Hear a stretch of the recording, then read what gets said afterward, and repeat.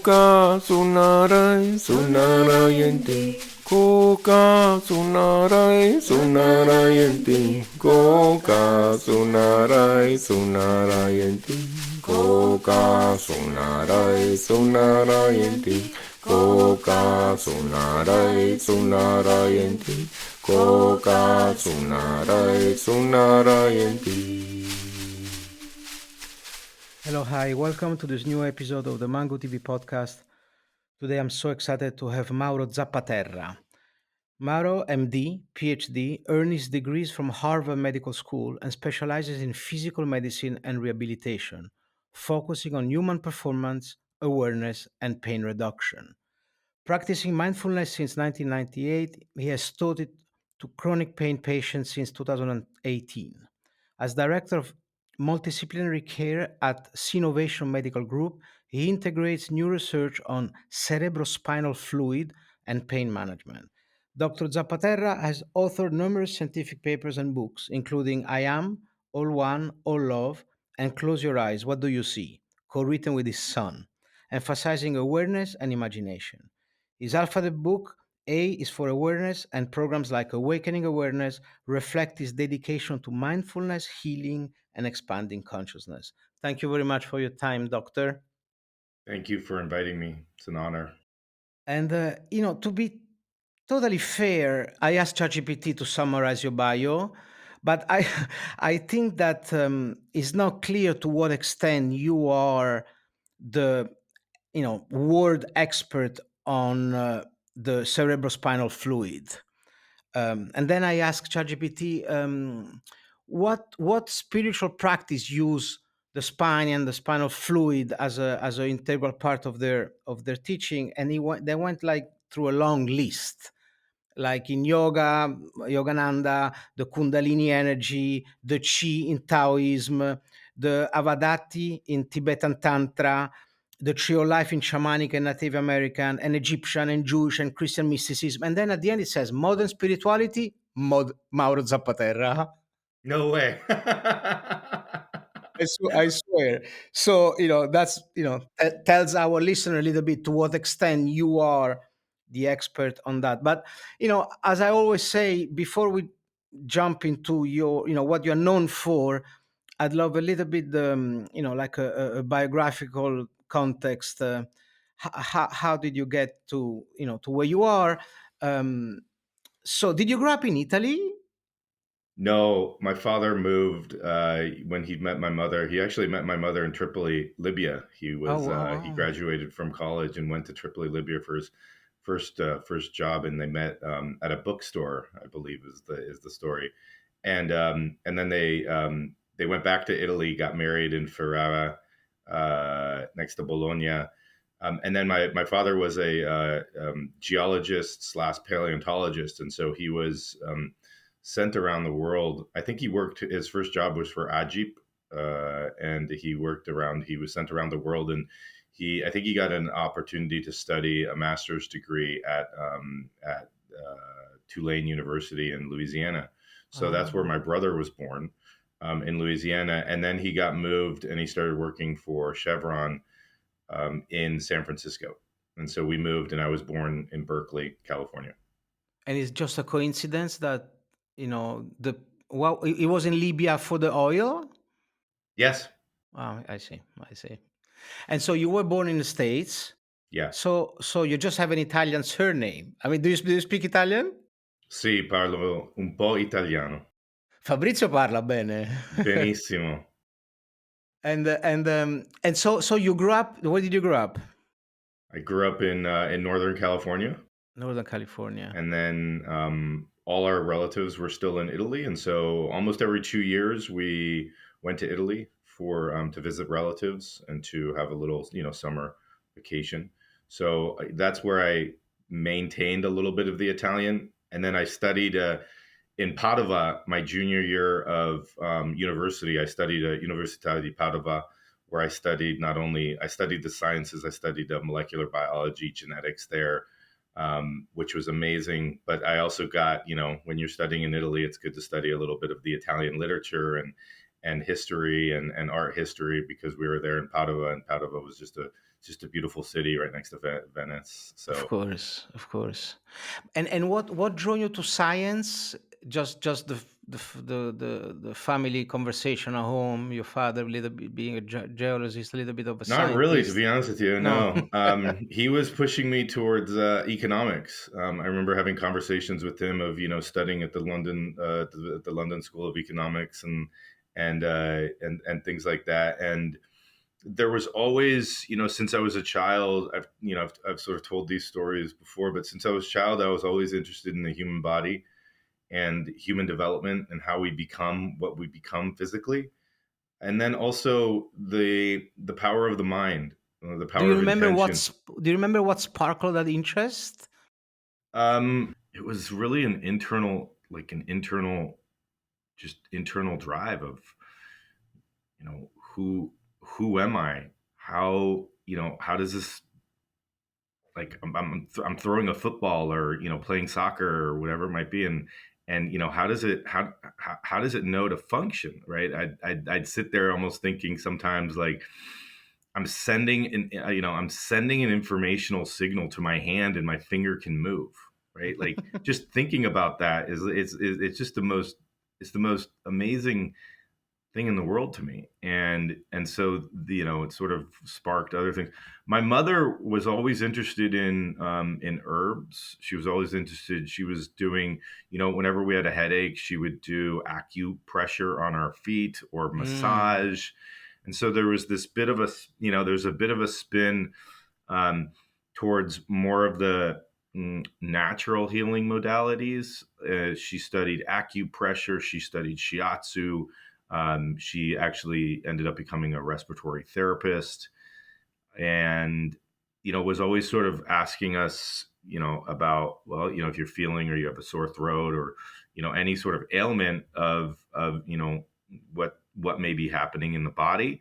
So that was probably the orientation of Mhm. the first sort of questions or sparks of orienting towards the body or orienting towards natural energy systems that may be present.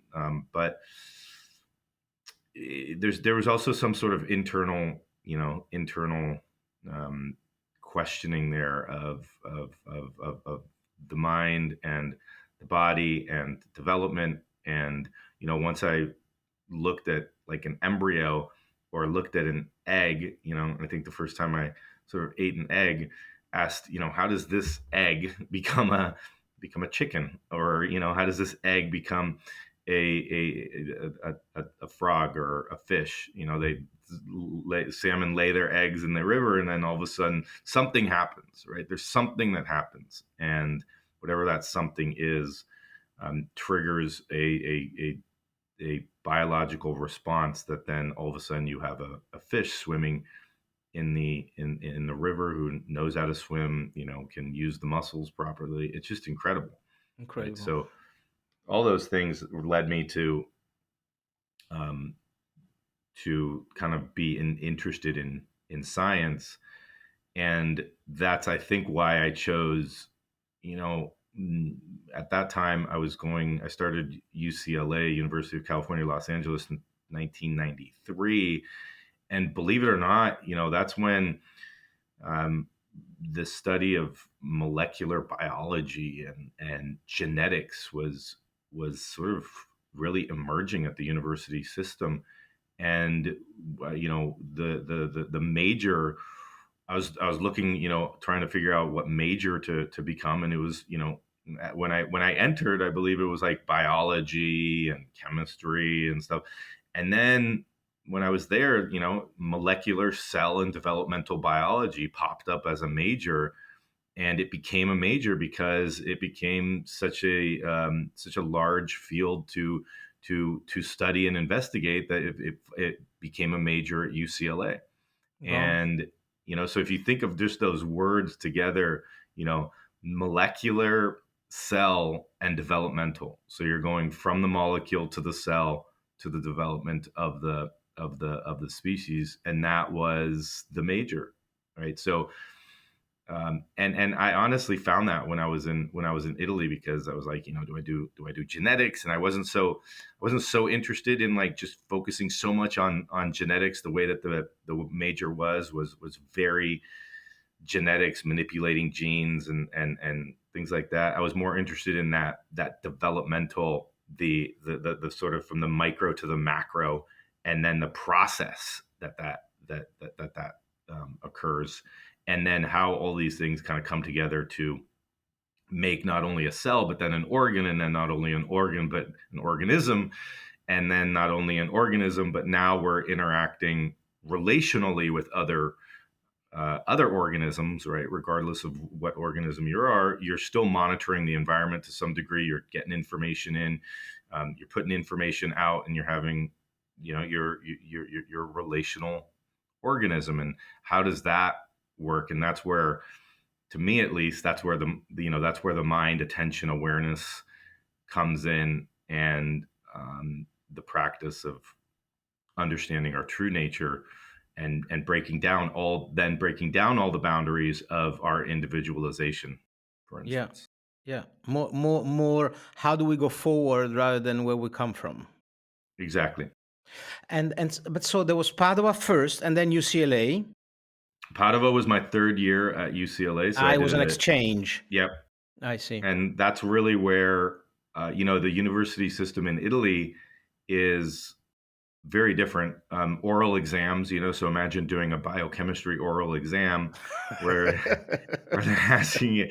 And I absolutely loved it. And at that time it was called, public oral exam. So I was assigned a date, and my date was 4 days into the exam period, and you were able to go and listen to the other To students. the others, yeah. And it was amazing. And I did that, right? Because I had no idea what to expect. What are they going to ask me in bio, and it was a dialogue. It was a dialogue about biochemistry, and I did it in Italian. And it was the most challenging, most brilliant experience that I had. But, being able to go to the exams of the other people really gave me a sense of what kind of questions they ask and how to focus my Yeah. studying and things like that. So that was brilliant. And I feel like what that started doing for me, to be honest with you, is it started giving me a language around science, a language Interesting. around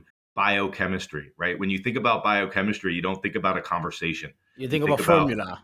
exactly. You think Yeah. about formulas on a wall, Yeah. and that's really how it is in the United States. To be Yeah. honest with you, is it's sort of like, oh, I can draw this, but I can't speak it, or I don't really understand the theory about it, but I've memorized the pathway.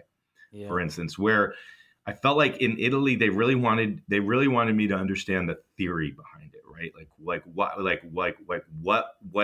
What is the enzyme, and why do you think, like, they just asked me to expand my knowledge of, well, I know the reaction, but tell us, a little bit more about why you think this reaction is actually occurring, or how it evolved, and Oh, why it yeah. evolved the way it did.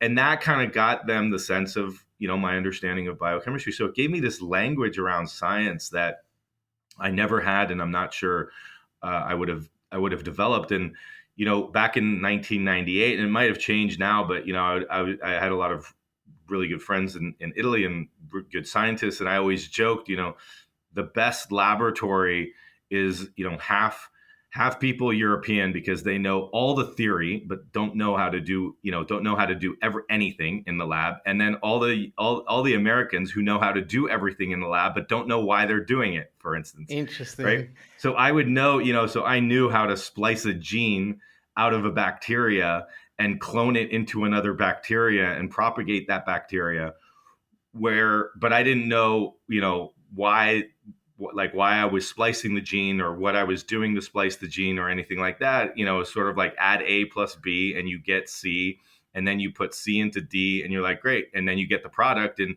if you get the product, you get an A. And if there's no understanding of the theory behind it. Where in Italy, it was really about the theory, Yeah. and then expanding on that. So it started giving me a language around science, and I came back and was, really transformed in terms of that scientific. wanting to know, wanting to really express science as a language, as opposed to something just in textbooks or on the board, on a whiteboard or something like that. Yeah, it's nice to hear a good, Italian story for a change, because I'm so used to hear about Italian in, how provincial and how it's like second tier science. It's good to hear that it impacted you positively. But so Oh, beautiful. would you say that American science is more reductionist than Italian, or? I don't know if that's, to me, it unfortunately, the way that grants are funded, and this is now international, is a reductionist perspective, right? So when I started getting interested in the cerebrospinal fluid, trust me, this was an internal struggle. This was a suffering that I had. This was a struggle that I had with my peers, and yet had to sort of suck it up because I was looking at the cerebrospinal fluid, and I wanted to study the cerebrospinal fluid as a whole, and all the questions I was getting were, what's the molecule in the The one cerebrospinal fluid? molecule, yeah. What is the one molecule, and can we get rid of that one molecule? And Yeah. so that's what I had to do to sort of get the check off to finish my PhD. Now, was it incredible? Yes, because I still maintained this holistic perspective of the cerebrospinal fluid in terms of what it was able to do, and being able to characterize it, and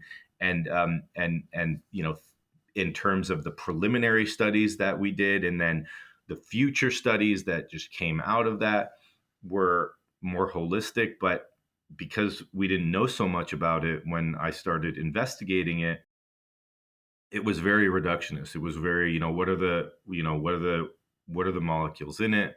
What is the one molecule that's changing the most? Is there one molecule that's really affecting? And let's find that one molecule, and let's manipulate that one molecule. So unfortunately, that's how it is, because the funding is more geared toward, I found this one molecule, and this is what we're going to do. We're going to increase its supply. We're going to decrease its supply. We're going to change how it's, and then we're going to study all the downstream effects of it. Yeah, because ultimately they want to create a drug that affect that Exactly. one molecule. Okay, so you finish your CLA and then you did you did medicine, because you Yes. become an MD. So that's another 5 years of study. So the MD PhD program is, you finish your 2 years of medical school, and then you do a PhD. And at Harvard, some schools, you might take 3 years to do a PhD. At Harvard, they just say, you need to do a PhD. You need to do a solid PhD. We don't skimp on this. We don't say you're in the MD PhD program and you go into the lab for 2 years, and just because you're in the lab, you get your PhD and stuff like that. There's some universities that do that. Harvard essentially said, look, you got to do a PhD. So you finish 2 years of medical school, which is all the theoretical part. You take your boards, and then you go off and you do your PhD. And that could take anything. There's people who did a PhD, it took 8 years to do. Because you have to You know, discover something, right? you have to discover something. Yeah, you've got to come up with your original research. It's got to mostly be, your direction, something that you propose, a hypothesis. And so I took 5 years to do my PhD. And then after that, you come back and you finish your last 2 years of medical school. And that's where it's all the practical. You're back in the clinic. And hopefully, what they're hoping is that the research time that you did helps inform your clinical decision making, and then helps inform the specialty that you choose, for instance. So Yeah. maybe you're doing neuroscience and you go into, neurosurgery or neurology or whatever it might be. And so, so I finished medical school, and then I was doing my science, my PhD, And, and and that's how really where. why how did you decide to investigate the cerebral spinal fluid? Yeah, so that's a very sort of divinely orchestrated. When you look back at it, look, at the end of the day, yeah, I was very stressed. I was not content. There was that aspect of knowing I wanted to go to medical school, knowing I wanted to investigate these these patterns biology and development. And I was thinking at that time that I was, I was going to be in a cancer lab, because cancer is sort of where development or, cellular processes go wrong. And that's very interesting, right? Just in terms of like my psychology at that point. And I was in a cancer lab, and, unconsciously, I probably would have done okay. But that's where I met my now wife, who is an incredible being. And she just noticed, she's like, you have all this passion for science, you have all this passion for development, you have all this passion to understand the natural healing world, but you're not happy doing what you're doing right now. And And what do you think she, that was? um, I think there was something, the rote repetition of it, or looking at disease In the wrong way, in the in looking wrong at way. in the symptoms, the Yes. I'm studying a cancer cell as opposed to a healthy cell, and how it's developing. exactly, and It was very, outside of the environment, outside of the yes, person. I mean, this idea of putting this thing in a petri dish and try to understand when you're like separated for, it's right. like it's so reductionist. So I wanted to spend more time with people. And I even debated multiple times dropping out of the PhD, because it was like, I want to be more relational, right? What are the ways that I can be relational and still be in a PhD program? I can still do this hardcore science, but actually be relational with people and humans. And yeah, there's other people in the lab that are doing it, but everybody's so busy with their own experiments and stuff, that I was really interested in you know talking to the person and getting the human experience of whatever it is that they're going through, whatever life has thrown at you, right? What is your experience? What are you doing to change that, or to be okay with it, or to live in acceptance with it, or whatever it is that you're going through at the time. And so, even the New England Journal of Medicine did a piece on me, on on a class that we had, that was learning about dying. And I had and you were assigned a patient, and I just became really good friends with this patient, and we shared numerous stories together, and we shared numerous books. And then she ended up passing away, and I ended up going to her funeral. Mhm. And she, and learning about her family and her kids, and the story was written up in the New England Journal of Medicine, on this experience, in this class of teaching medical students how to be with people who are dying. So there was this, I felt like I was separated from the human experience. I was separated from this desire to connect. And that was difficult. And it's, I mean, I was depressed at the end of the day. And my wife, my now wife saw it, and she said, let's do something, let's change something.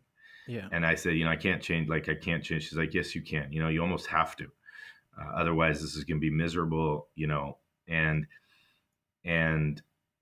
so I listened to her. I I listened to her, and I felt like there was there was truth in it. And I went to my advisor, and I thought it couldn't have been done, but I said, I need to take some time off. I'm not, something's not right. I might drop out of the program. And before making any sort of decision like that, I'm going to go with my wife. And she was always interested in natural healing as well. So she was thinking of doing like a degree in naturopathy. And she was just sort of searching around, and she found a place in Santa Fe, New Mexico. It was the New Mexico School of Healing Arts. And they had this program. It was a polarity therapy program. And I thought that, honestly, I thought that I was just going to take some time off and reflect, and I was going to go and support her. She wanted to do this. And she said, "You're doing this with me." And I said, I'm not doing this with me. I've been in school for so long, right? Like, this is a great time for me to just like chill out and not doing anything. And I honestly said, I said, maybe I'll like umpire some baseball games and, make a few dollars. She said, no, you're doing this with me. And I, I was like, what is it? And she's like, it's polarity therapy. It's a holistic healing modality. It integrates nutrition and movement and thought and I was, in healing touch. And I said, well, those are all things that I'm interested in, and I could see that being applicable to relationships. And there was this opportunity where you could do a 4-week class, and if you liked it, then you could stay on for the 4-month class, for instance. And so she said, can we do the 4-week class together? And I said, okay, I'll do the 4-week class, and then we'll decide. And we ended up doing the 4-week class, and even after that, it was incredible, but I still didn't really want to do much. I still really felt like, I'll just chill out. And she said, we're doing the whole class together.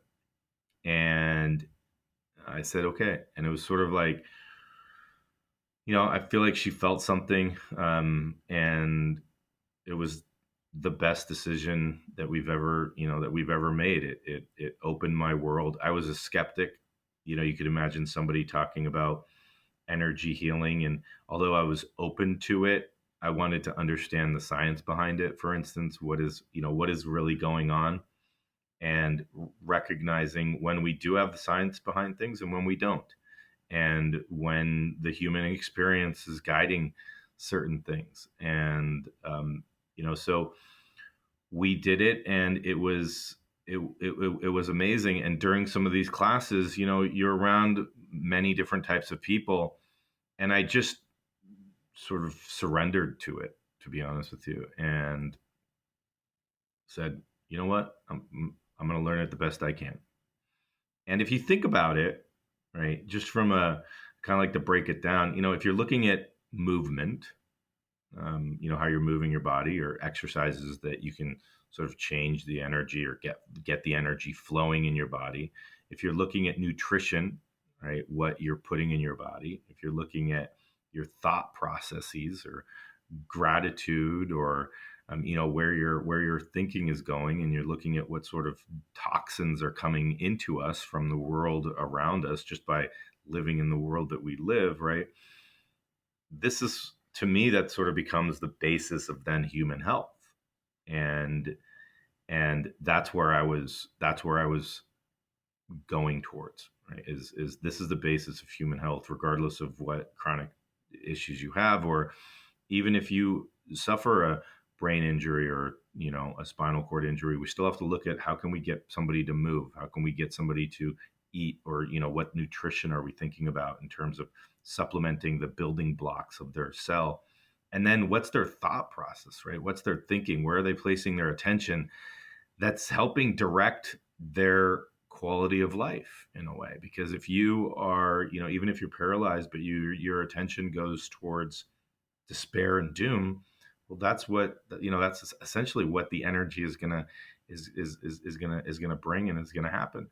So that became and I knew, based on my own system, right, that where I could place my attention was very powerful. And just going through the PhD program, for instance, the amount of sort of anxiety that I had, or learning how to cope with anxiety, or learning how to, for instance, cope with depression, was very powerful in terms of looking at my attention, looking at my awareness.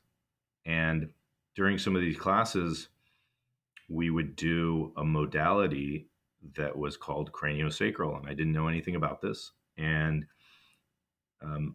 but I was open to it skeptically. So I was like, so there was always this, if you could imagine, sort of like there was always a questioner, right?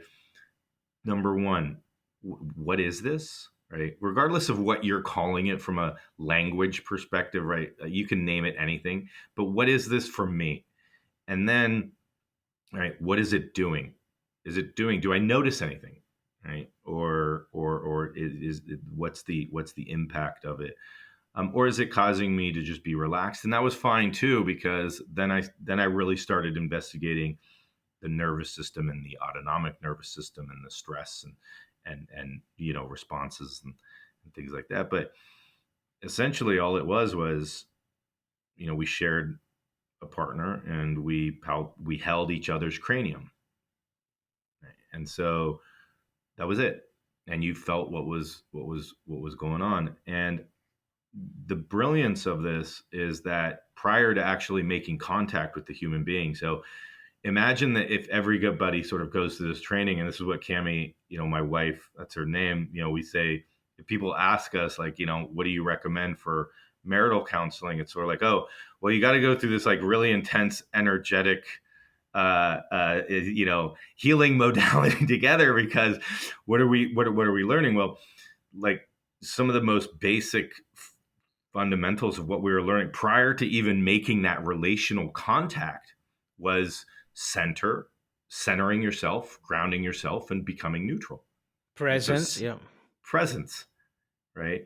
And that was, so every single time. So just like what you did at the beginning, taking 20 seconds, 30 seconds, whatever that might be, and that time changes depending on how much you've practiced or not, right? So at the beginning, it might take 5 minutes of just sitting in a chair, right, prior to making contact with this human, and centering myself, grounding myself, and becoming neutral, and then making contact. Okay, so that's sort of number one. And then when you make contact, then there's no intention. There's no, I'm not trying to manipulate the bones or the tissues or anything. I'm just listening, right? So even that of, I'm reaching out, right? I find my own neutrality, my own presence, and then I reach out and I make contact with absolutely no desire to change anything. I'm just listening. No agenda. No agenda. I'm simply listening. I'm listening with my hands. I'm listening with the the sensory organs in my hands. I'm listening with my heart. I'm listening with my mind. I'm listening with my whole self, open, right, centered. And that was it, right? So I knew that when I was getting the session, that's what they were doing prior to making the practitioner was doing prior to making contact with me, and that's what I had to do. So you do this 4 to 5 times a day because we were getting so many sessions, right?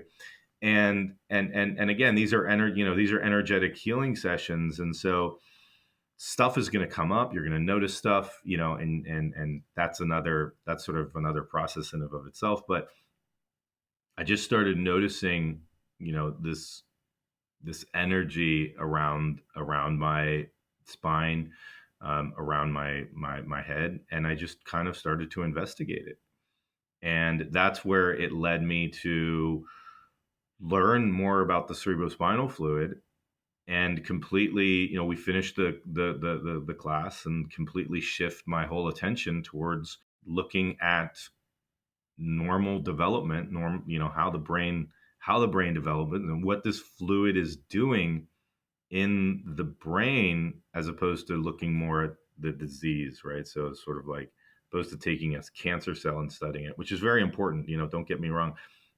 But I was my interest then became, I really want to, this is an endogenous fluid that's in the brain, and I want to study what its role is in development. And so that matched more my consciousness. While I was doing that, the brilliance of it is I had an incredible mentor, my PhD advisor, who knew my entire story, my entire situation, and allowed us. I asked him, it takes 2.5 years of multiple retreats. We were living in Boston at the time, and we were there then interested in diving more deeply into this practice of craniosacral therapy, and my wife wanted to learn it. And I very specifically remember I was jogging I lived in, if anybody knows, Jamaica Plain in Massachusetts, but there's a cemetery in Jamaica Plain. It's a beautiful cemetery. And I was running in the cemetery, and I was just having a conversation with myself.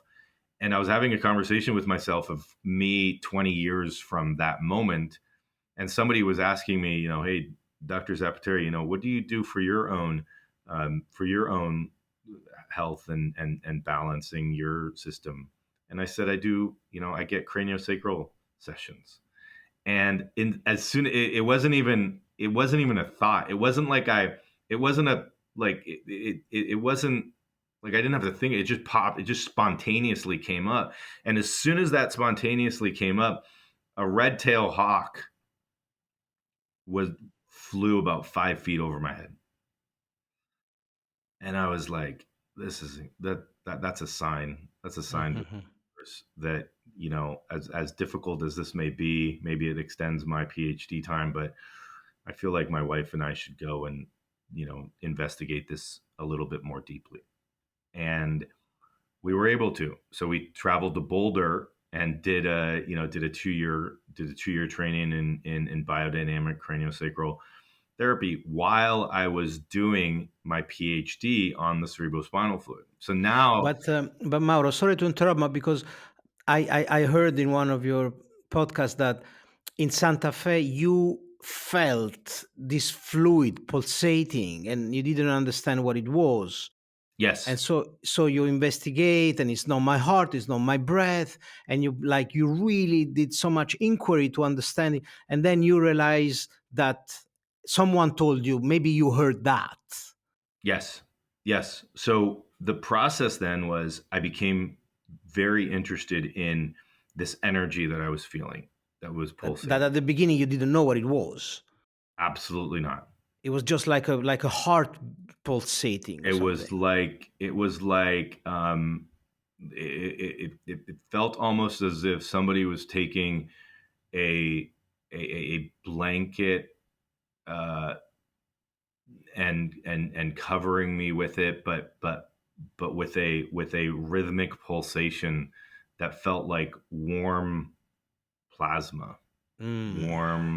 warm plasmic light, for instance. Um, and again, coming from a scientific slash right. I was in the middle of my MD PhD. I was taking some time off, but I was very there was that inquiry of what is this, and did it reproduce itself, right? So a lot of different questions, right? Is it just something that I imagined? Is it something that I ate the next day, right? So with anything scientifically, right? It's sort of like you got to go and ask all the questions, right? Is it this? Is it this? Is it this? What could it be? What are the things that I know are right? And then I started becoming so interested in it because it started it had a familiarity, but I didn't know what that familiarity was. It had a familiarity to it. And so what we did is I partnered up with somebody who was equally as interested, and we took our entire lunch period, which was an hour and a half, and we just swapped sessions. And we knew that all we wanted to do is for 45 minutes, I hold your cranium, and then for the other 45 minutes, you hold my cranium. And we just, that's it. Like there was absolutely no desire to do anything else, but we took that time to just be and feel this and what I started noticing is that it was reproducible, and there was a familiarity with it, and it was resourcing. That was the other thing, is that I didn't have a resource. I was very my mind would jump a lot of different places and be anxious and worry and things like that, and I didn't really have a resource, and it was very resourcing. And so this pulsation, right? So again, going back and saying, well, what are the things that I know pulsate in the body? I know the heart pulsates. I know the the breathing pulsates, and so I correlated it. I put my hand on my carotid artery. I put my hand on my radial artery, and I was like, it's very different than that. I monitored my breathing. It was very different than that, and so I had a sort of different pulsation. And because I'd gone through neuroanatomy classes and physiology classes and anatomy classes, right, I was trying to, and the previous weeks of just bringing our awareness to our body and asking ourselves, what do I feel, right? Because that was part of the center grounding neutral perspective, is just noticing what you feel in your body, where it is, and trying and bringing some sort of neutrality to it. But this was more of an inquiry of, there's an energy here that seems to be moving. It seems to be dynamic. It seems to be pulsating. It seems to be, and for me, what was interesting is it always seemed to be coalescing. There was a coalescence that was occurring, and it was almost as if somebody would take, uh, um, like would you know those like snow globes where if you shake it, it's sort of Yeah, yeah, everywhere, and then yeah. as it calms down, it's sort of all this stuff, and that's kind of what it felt. Is like I could this substance, whatever it was everywhere. It was universal, but as there was this intention or focus on it, what I started noticing is it sort of started rising up my body, mostly located in the spine, and coalescing in my brain. Mm. But And what do you think? How do you explain that this release of energy, or snow globe shaking, is catalyzed by the hands of a total stranger? I oh, mean, it's is not. it's And for not. me, it was. For me, it was. I don't know how I mean, it could be catalyzed by almost anything that we do, and that's where sort of my future work has gone, because that, for me, for whatever reason, that was a trigger, and that's where if you look at any of the things I do with like awakening awareness, which you can find on YouTube for free, is what did I need first? Well, it was sort of like that became this these sessions became like a resource. So at first, my nervous system was so wired that there was no ability to sense this at all. There was no But so ability. maybe that's the mechanism, that the holding your head, it creates a sense of safety, Exactly. that allow the vulnerability, that Exactly. that might, like some people would say that it reduced the activity in the brain, it reduced the default mode network, Exactly. and then allow the perception of this fluid. Exactly. And that's exactly what happened. And that's why when if you listen to the awakening awareness, the number one session is finding a resource. We've Yeah, got to find a resource that we can bring our attention to, that we can start to feel safer, that we can start to regulate our nervous system, because I think you're spot on. And then, right, what started happening is, after there was these, sort of like the session started, and then this sort of energy happened, and then this felt sense came, and it was very reproducible.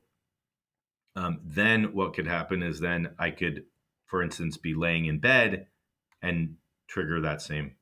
I could connect with it. There was a connection all of a sudden, and there was a relationship that was developing, and that to me then started becoming really interesting, yeah. right?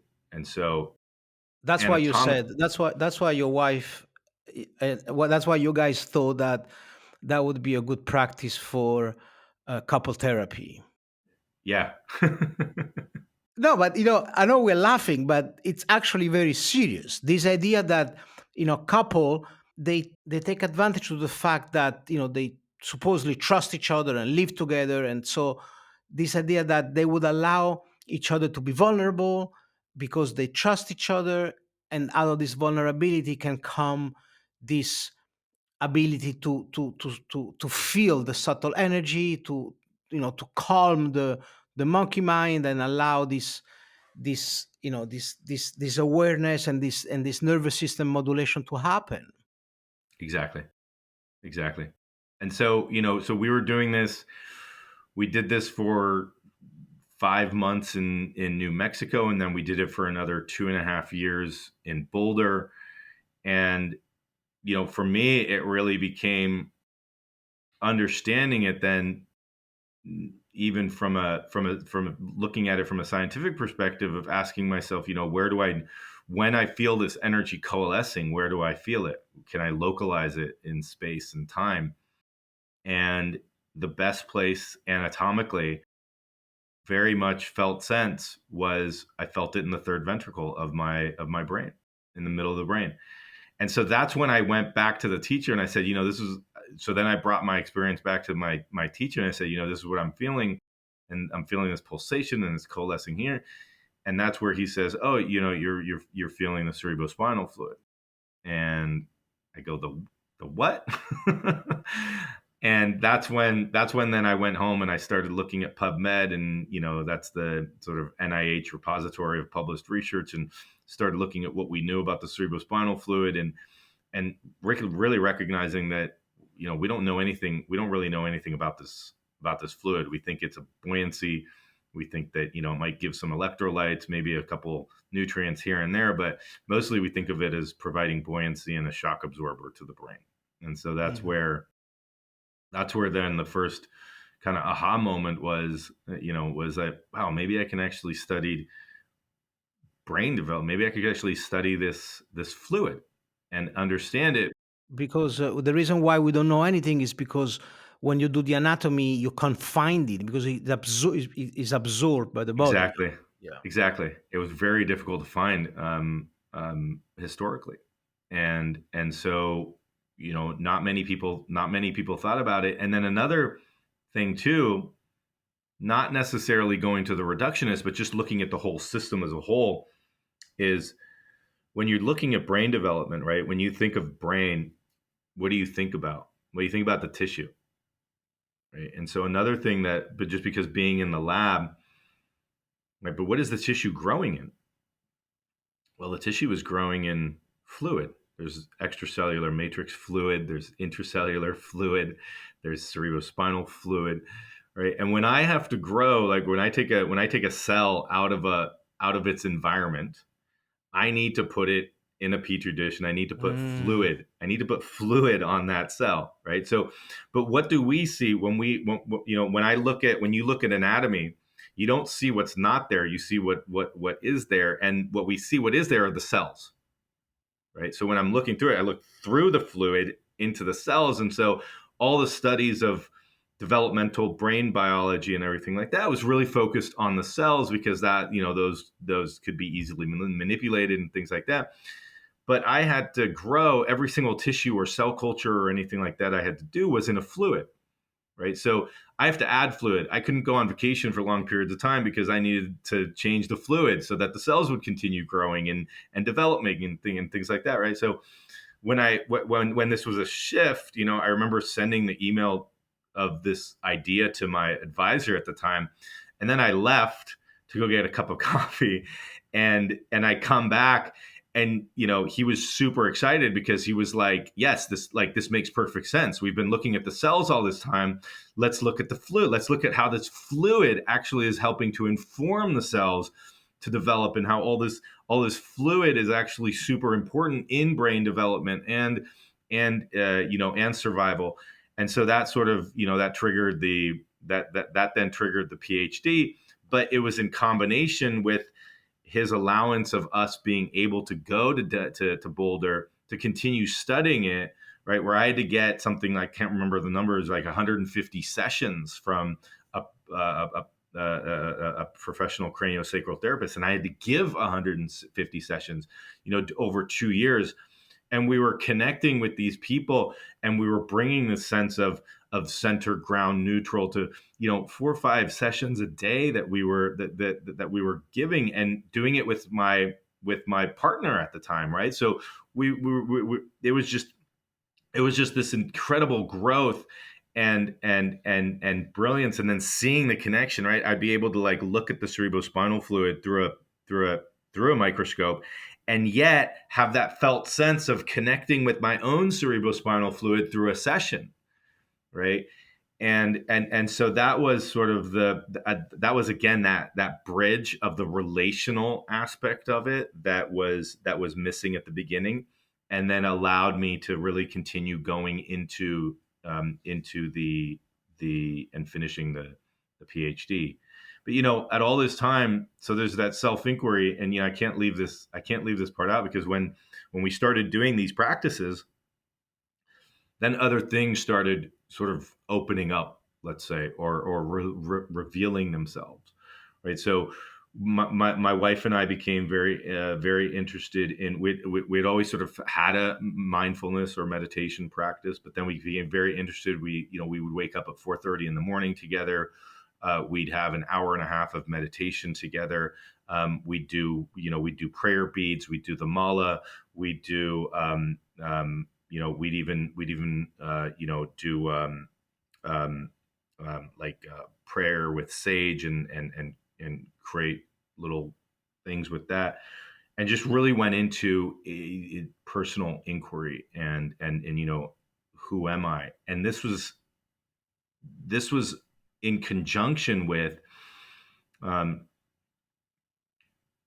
I was meeting my wife in Cambridge, and I was waiting for her. And there's this bookstore in Cambridge called Seven Stars, and it's a sort of spiritual bookstore in Cambridge. And I'd walk in, and I was always interested, I'd kind of walk in. But as soon as I walked in, this book, it was a yellow book. It was just sitting on the. It was actually on the shelf, and there's just this strong attraction to this yellow book, and all it said is, "I am that." That's it. And I'm like, that sounds, something about this. And it was "I Am That" by Nisargadatta Maharaj. And I picked it up, I flipped through the page, and I said, I need this book. I don't know why. I hardly had any time to read any other book, except for all the scientific papers and textbooks I was reading. And I picked up this book, and I go, we meet, and I go, I just found this book. It looks incredible. And I start flipping through the pages. Right at night, I'd like, let me try reading 3 or 4 pages. And when I read the first few pages, I would get a stomach ache. Like my stomach would actually start hurting.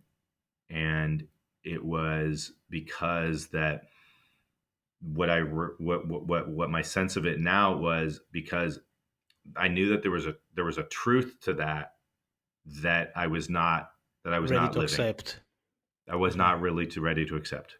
And it was I would literally go to bed with stomach pains, but I was like, there's some message in here that I need to read. And I don't exactly know the exact number of months, but it was something like, it took me 4 months to get through 60 pages.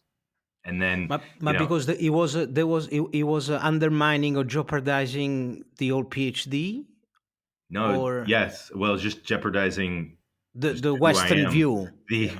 the sense of who I was, the identification with a Harvard medical student, Yeah. the identification with anything that I was identifying with.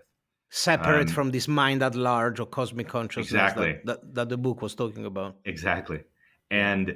And this practice that we were actually gravitating towards, right? Of even meditation, of prayer, of sort of more surrender. So that was in combination, right? So here I am, right? And in that book, so I like very simple things. And in that book, it was very simple. Essentially, he says, focus on the I am.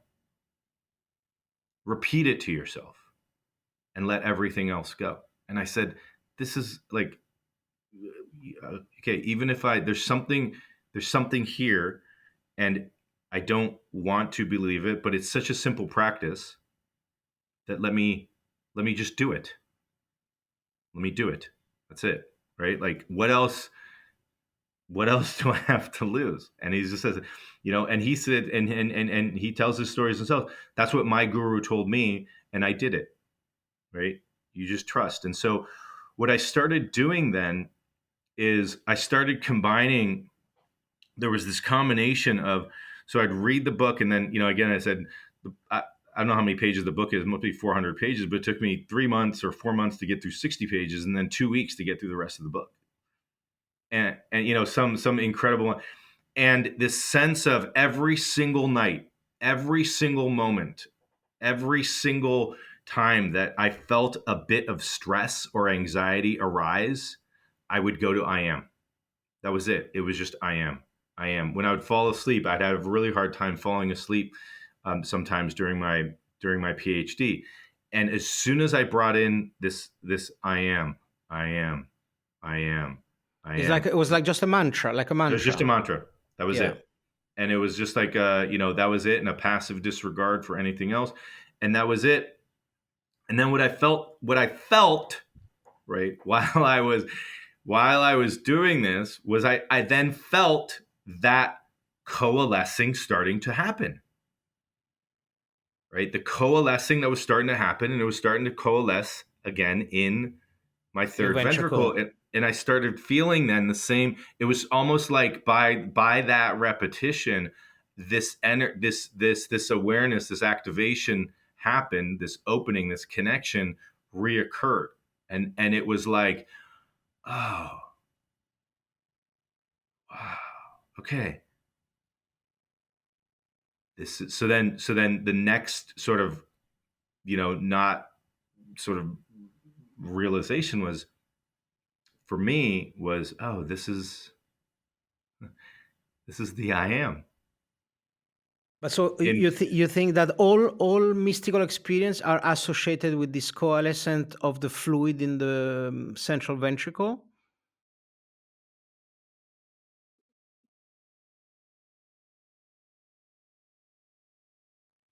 I mean, I can't say all, but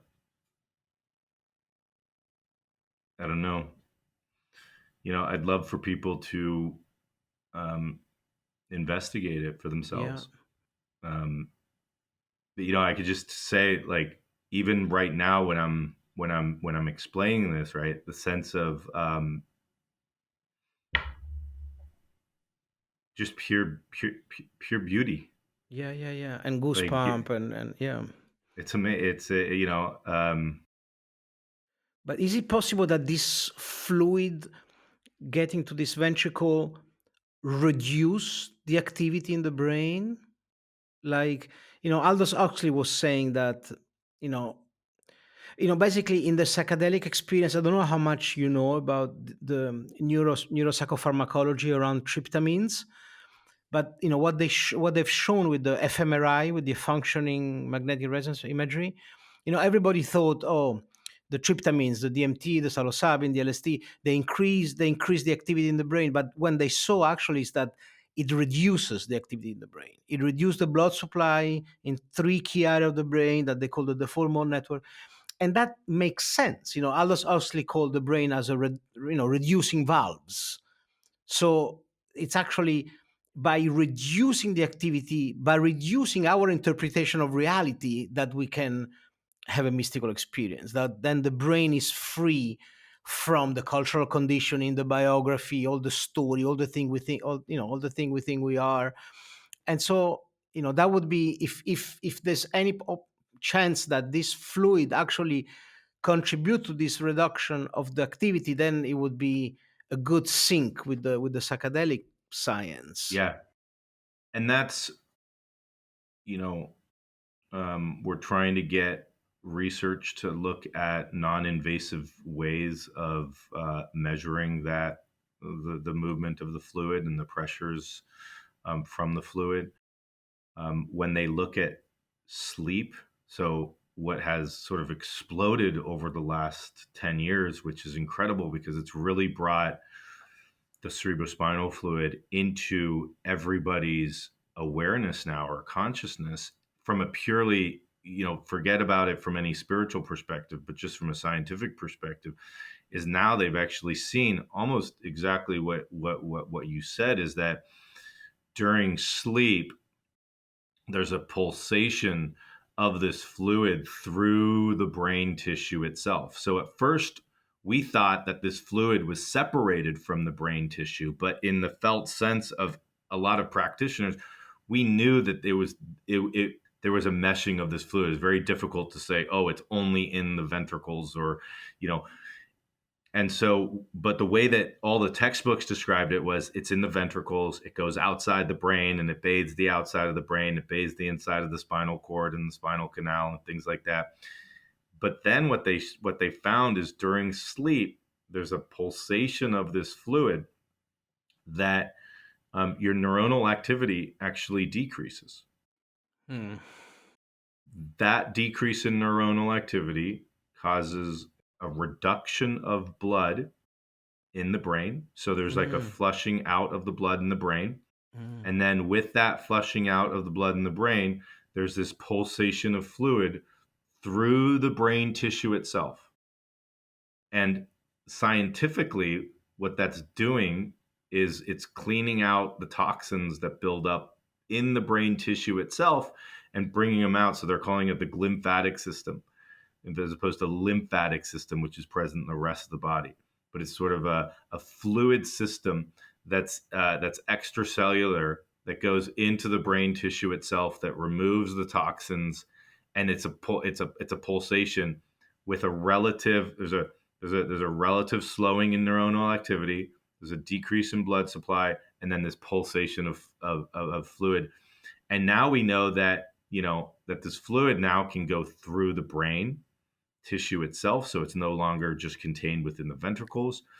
And there are studies that have shown that, for instance, parasympathetic activity, so rest and digest, there's more fluid that starts getting into the tissue, into the spinal cord, and into the brain.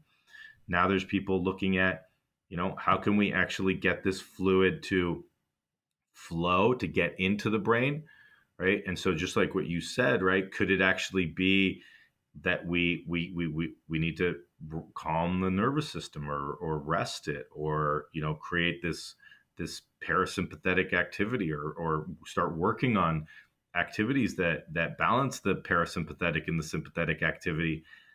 That's going to be future research that's going to really come out in terms of looking at your hypothesis and looking at other hypotheses, because purely from a neurodegenerative perspective, now the hypothesis is, if we don't get that fluid to go through the brain, that now all the toxins are building up. And so that's the toxin buildup is then what causes things like neurodegeneration and Alzheimer's, and even things like depression. And so we're looking at ways of activating this fluid, not only for health, because if you imagine that there's a fluid system in your body, you want the fluid to be flowing. You want it to be regenerated, just like any river, just like any fluid system, you want it to be moving. But also for things like brain injury, right? If there's an area of your brain that might be scarred, or stroke, that we start getting, that we start really activating the fluid. So there's a lot of people looking at different ways of activating that fluid, and how to increase the cleanliness of the brain.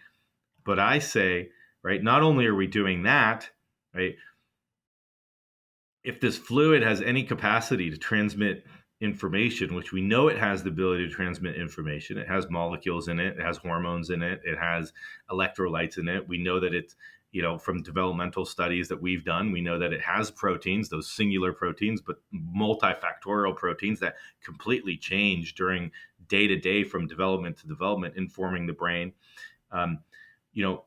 We know that it transmits information, and now just asking and opening ourselves of, like, what, besides the information that we're used to communicating about, what other information could this fluid actually transmit, or could that felt sense of the fluid help transmit? And so that's what I'm asking, that's what I'm sort of asking people to open up to is, look, if you don't want to think about anything else, bring your attention to this fluid, breathe. We know that breathing can change this fluid and the pulsations of the fluid, and brings it into that third ventricle. You know that we're activating the lymphatic system. And so that, at the end of the day, if you're breathing and you're learning how to control your breathing, you're going to start to learn how to control your autonomic nervous system. If that's at the end of the day, and just simply bring awareness to this fluid. If you want to have a different relationship with it, right? Just bring your awareness to this fluid and say hello. But let me ask you, because all this is fascinating, and you mentioned the autonomous nervous system and the vagus nerve. When people was asking, "Oh, but this yogi, how do they get into this state just by chanting and breathing?" And then you discover that the vagus nerve is everywhere on your throat, on your lungs, right? So Yes. it's nice to see when spirituality and science start to combine, and that's definitely interesting. But let me take a step back on much more on the macro level. Why, for a more like spiritual pragmatic approach, um, science and parapsychology and quantum physics and quantum mechanics. I mean, there is a lot of talk now. Finally, what the East has been saying for century. This idea of what the Nobel Prize in 2022 was giving for this molecular entanglement. And then in the I think in the 80s and the 90s there was this double slit experiment. This idea that you know we affect the on a sub we affect the structure of reality on the subatomic level, that in this all scientific idea of separation and duality might not be the full picture. Stan Grof um, suggests that we are going through the third major paradigm shift. The first one being, of course, Copernicus versus Ptolemy on the heliocentric, and then in chemistry, Phlogiston versus Lavoisier. And now he says that the big third paradigm shift is this idea that consciousness is not an epiphenomenon of the brain, but it might be primordial, is a building block of reality. And so from there we go to the Eastern theory of having a cosmic consciousness. Carl Jung called it collective unconscious, and Aldous Huxley called mind at large, and David Bohm calls it the implicate order, and John Eccles called it the dualistic interaction, and Penrose called it the orchestrated objective reduction, and recently Bernardo Kastrup called the idealism. But why does it matter? Why, in terms of how this view that there is a mind at large, there is a consciousness that we can connect to by feeling the fluid, by breathing, by praying, by fasting, by psychedelic, by dancing, by whatever method. Why do we care? How is this idea that we can connect with something bigger than us? How can it affect this planet? How will it affect like social dynamics? I know you're not a philosophy of Simple. mind, but No, very simple in my and this is my philosophy, right? Is by doing all those practices, what happens, in my opinion, is that there is an understanding of who we truly are, of the connection with the totality of the universe. If we were what even here, right? We're interacting on a certain level. All those, even the words that I use, that's a manifestation. It's an objectification of um, pure totality, of ultimate totality, whatever you want to call it, whether you want to call it divine, cosmic consciousness, whatever you want to call it. We're still interacting, right? So I see your hair is like this, whatever it might be. The number of the number of analogies that people have used is, you know, it's the same as a wave forming from an ocean.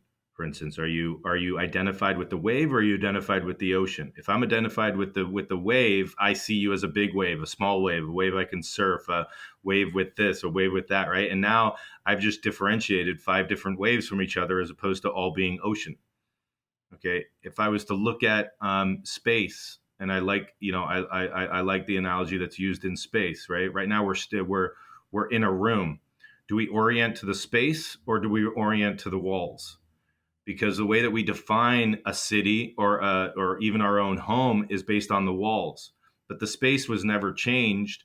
If the walls come down, the space never changed. But now you don't have a home, right? But we orient to that. So what we are orienting to as a species as a whole is the walls. It's the waves of the ocean. It's not the ocean. It's not even, and I would take it one step further. It's not even the water molecule in the ocean. It's not even the oxygen in the water molecule or the electron in the water molecule that's creating the ocean. Okay. By doing these practices that you suggest, regardless of what, that's why it's sort of like, regardless of what it's called or what it's named, we're bringing we're bringing this awareness of connecting back to who we truly are. If we did that, if we all related from that, we would realize that language is no longer necessary, that Frontier.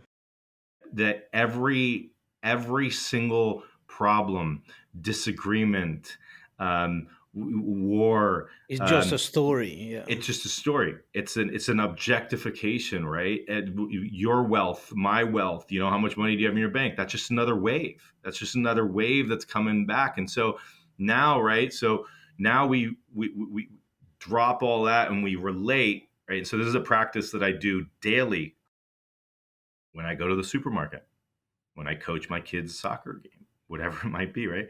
Is connect with that self, connect with the non-self in essence, connect with the true nature, connect with cosmic consciousness, and relate as best I can in this manifested world from that unmanifested potential. And then where do the arguments and disagreements come from? And I can guarantee you, I can guarantee you that if we had a room of people and we all were connected with cosmic consciousness simultaneously, that all we would do is look at each other directly into our eyes and recognize that we are seeing ourselves, that we are seeing pure reality, pure cosmic consciousness, and then like a joy or a love would emanate, to be like a euphoric happiness. Yeah, and a sense of connection. A sense of connection. And what we would probably do, the first spark would probably be to reach out and touch each other and Yeah. and hold each other, like hug each other. Yeah. In a grand collective, but knowing that I'm just being in that relationship with myself, with the totality of the universe. It's the wave, seeing the other wave, and then going down into the water that's connecting us and relating on that.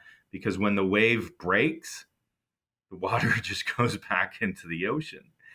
And so that to me is, if you're looking for happiness, if you talk about prayer, the ultimate prayer is for me is asking myself, who am I, and connecting with my true nature, and doing that at all points of your life, every single moment. Who am I? Who am I? My true nature. Rest in that pure potentiality, in that totality, in that totipotency source, and emanate, and then create the wave, but know that there's no separation. But it's not, you talk about dual, it's not different. It is from a manifested perspective but the substance is the same. Yeah. And so that, then there's a joy, there's a love, there's a pure, if we were to describe it again, that I am, right? The way that I kind of describe the I am in a pictorial sense is like, let's say, there was water that was condensing on a surface. And as soon as you got enough water condensing on the surface, a droplet was about to form. The I am would be like that first formation of that droplet coming from this plane of water that was forming. The first formation, as soon as that droplet is, that's sort of the I am, right? To me, is knowing thyself. And therefore, how am I then coming into this world, manifesting as the I am, boom, interacting with your I am from the place of pure potentiality. And at the end of the day, like, I honestly think that that's the answer. Beautiful. Amazing. And I feel that thanks to scientists like you that are, creating a bridge, because when people hear about, Eastern practice, Eastern mysticism, New Age stuff, it's very easy for people to, like, raise their eyebrow and lose interest. But when scientists like you and the neuropsychopharmacology with psychedelics, like, they start showing what's really happening in the brain with the cerebral fluid or the full mode network, then there is an understanding that there is a state of bliss that will help relating to other, having that sense of being the ocean and transcending this sense of diversity and conflict. And we feel that, we I spend a lot of time in Ibiza. We have a lot of ceremonies, and not just with psychedelics, but also with embodied spirituality, somatic practices, and sometimes really out of your comfort zone, which require a sense of trust of the collective. Then you feel it, you feel in the air how everybody's so connected. And it's like, and tears and love, and then of course the right music. And it's I think in that moment we are all in total coalescence of the cerebral fuel in the ventricle. And unfortunately it's not permanent, but we know, I have now empirically a sense of feeling this cosmic brotherhood. And by thanks to people like you with their PhD and their Harvard, saying that, it becomes more credible. And we are very grateful for the work you're doing. And yeah. Yeah, no, thank you. I mean, just think of the resonance, right? Just think of if somebody, and we're looking at creating machines or creating technology that can measure the vibration, that can measure your frequency in that state, right? So imagine having imagine even just having just monitoring, right? What is the frequency of all those individuals collectively in that moment, of your cells, right? How are they resonating? Because exactly what you said, whether it's through movement or this, this medication or this medicine or that, or the music, or Or the that fasting, or the fasting, all silent that is retreat, or the changing. dark retreat. Exactly. Yeah. All that is changing the frequency. And so if we are these energy beings, we've got to look at the frequency, what those practices do to our frequency holistically. But even from the middle of your brain, the middle of your spine, 99% water, right? How that's being affected by these practices, by this movement, by the change in nutrition, just like what you said. And then how that then spreads throughout your whole body, all the water molecules in your body, all the cells in your body. And now there's a frequency vibration, and that then, you're sort of in resonance with, right? So your resonance with others, and through the practice that you're doing, and it's it's not personal. It's It's universal. transpersonal.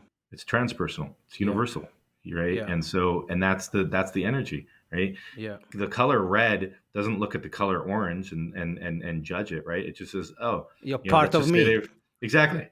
exactly. Oh, Nice. it just shifted, the waveform just shifted a little bit. It's the same Yeah. wave, Yeah. Yeah. Yeah. That's a good right? metaphor. Yeah. So Listen, Mauro, thank you very much. But so where are you based now? You're in Los Angeles. yes, Yeah. And you guys travel to Europe sometimes? Do yeah. you go I to mean, we were just there. We did 3 weeks. We did 2 weeks in Silva di Val Gardena Oh, with my nice. kids. We In the first traveled Dolomite. Yeah. because we have 3 kids. We have an 11, 8 and a 2-year-old. So it was the first time we were planning to do it in 2020 for my father's 85th birthday, but COVID hit right when we were gonna March 2020 COVID, so everything shut down in Italy. And so then my wife and I decided to have another child, and so we did. And she's now 3, and so we traveled, and that was great. So we love London. I mean, we love London. We were just there. I was with Fab, a few Nice. in August, and so we're gonna come back. There's a lot of I was just asked the what is it, the Psychedelic Society out there. They just asked me to give. It was one of the big ones. They asked me to give. In London, outside London? Yeah. Breaking convention? No, there's another one. But Anyhow. There's a lot of things going on in London right now. So I may. I was just asked by 2 London-based companies, big ones, to give like a first. When is that? I don't know. We're just setting it up, but first they wanted me to give an online thing, and then if that went well, then we do something in person. And we love London, so we've been there a couple times. Yeah. But so next time you cross the Atlantic, you need to have a pit stop in Ibiza. I know, right? So I've never been there. Yeah. Is that where you're based? Yes. Okay. We are here, and with or without children, we'll take care of you. And I have a bunch of friends that curate talks, and I'm sure that I can, we can use you, but also we want you to relax and have fun. And we have a glorious regenerative agriculture movement now, so there is so many super healthy farm to table restaurant, and the sea is amazing all year round. I don't know if you like to swim in the cold. Oh, we love it. Yeah. So it was great to meet you, even if thanks. Digitally. I'd love to meet you in person, and I'd love to meet Cami. And thank you for taking. say her thank you for taking you to Santa Fe. Yeah, right. She knows who we know. The intuition of the ladies. Okay, thank you very much. We'll see you in Europe. Thank you for your time, Mauro. Bye-bye. Ciao. Thank you. Ciao. Ciao.